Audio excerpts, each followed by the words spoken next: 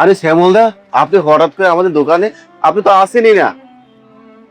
বসেন বসেন দাদা, বসেন। হ্যাঁ দাদা, তো দরকারে এসেছি আপনার কাছে।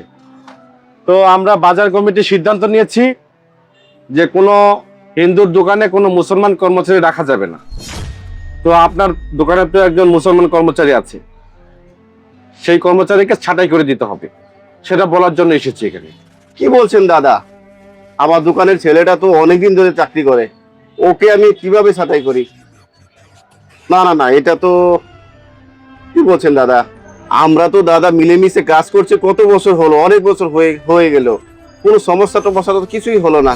এখন আবার কি হয়ে গেল দাদা? ওকে ছাড়াই করলে তো আমার দোকানে লস হয়ে যাবে দাদা। ওকে ছাড়া তো আমি আমার দোকানে মানে তেমন কিছু আমি বুঝিও না। ওই তো আমার দোকান টোকান সব সামলায়, সব কিছু করে।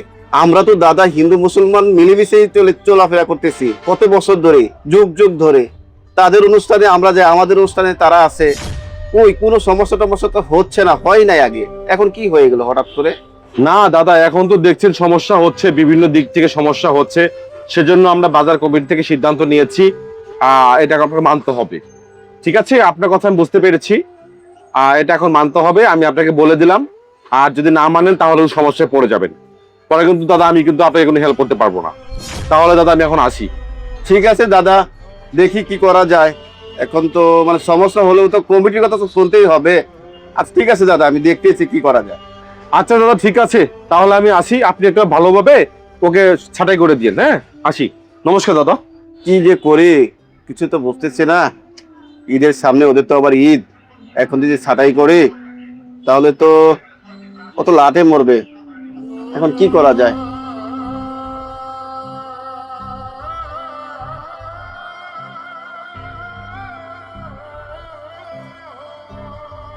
ও দাদা, বাজারে কোনো সমস্যা নাকি? মসজিদেও মুসল্লি বেশি একটা পাইলাম না।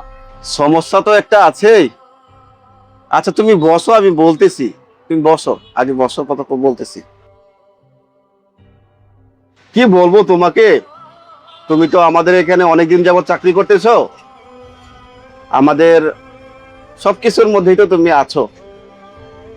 এখন ব্যবসায়ী সমিতি থেকে সিদ্ধান্ত হয়েছে যে হিন্দু কোনো দোকানে মুসলিম কোনো কর্মচারী থাকতে পারবে না। এখন কি করব বলো? কি করি?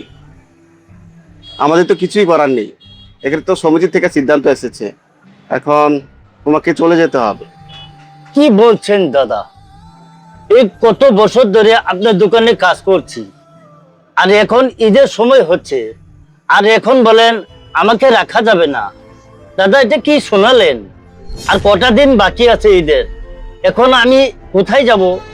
আমার বাচ্চা কাচ্চা নিয়ে আমি কোথায় যাব, কি করব দাদা বলেন? আর এই সময়ে আপনি বলছেন আমাকে রাখা যাবে না? কেন দাদা, আমাদের কি অপরাধ? এত বছর ধরে আপনার দোকানে হিন্দু মুসলমান মেয়ে সবাই মিলে কাজ করছি, কোনো সমস্যা হলো না, তাহলে এখন তাহলে আবার কি সমস্যা হলো দাদা? আমি কোথায় যাব? আমি তো আর কিছু করতে পারবো না। দেখো, আমাদের তো কিছু করার নেই, ব্যবসায়ী সমিতি থেকে এটা সিদ্ধান্ত আসছে, তা আমি কি করব বলো? তুমি তো আমাদের বিশ্বস্ত কর্মচারী ছেলে, তুমি থাকলে তো আমাদের আরো বেশি ভালো হয়। কিন্তু কি করব বলো তো, আমিও তো সমস্যায় পড়ে গেছি, তুমি না থাকলে আরো সমস্যা পড়ে যাবো। এখন কিছুই করার নেই, এটা তো কমিটির একটা সিদ্ধান্ত, আমাদের মানতেই হবে। না মানলে দেখা যাবে যে আমাকে ব্যবসা করতে দিবে না। ঠিক আছে দাদা, এত বছর ধরে আপনার দোকানে কাজ করছি, কোনো ঝামেলা হয়েছে না, আর এখন যদি ঝামেলা হয়, আমি চাই না আমার জন্য দাদা আপনার দোকানে সমস্যা হোক। আমি দাদা চলে যাচ্ছি। ঠিক আছে, ভালো থেকো।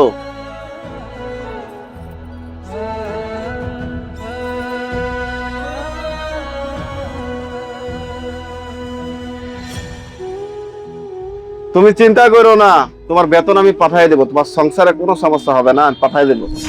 ঠিক আছে দাদা, ঠিক আছে, তাহলে আমি আসি। হিন্দু মুসলমান সকল ধর্মের মানুষই ভাই ভাই, সেজন্য ধর্ম নিয়ে কখনোই বিভেদ তৈরি করা উচিত নয়। ভিডিওটা ভালো লাগলে অবশ্যই শেয়ার করে দিবেন।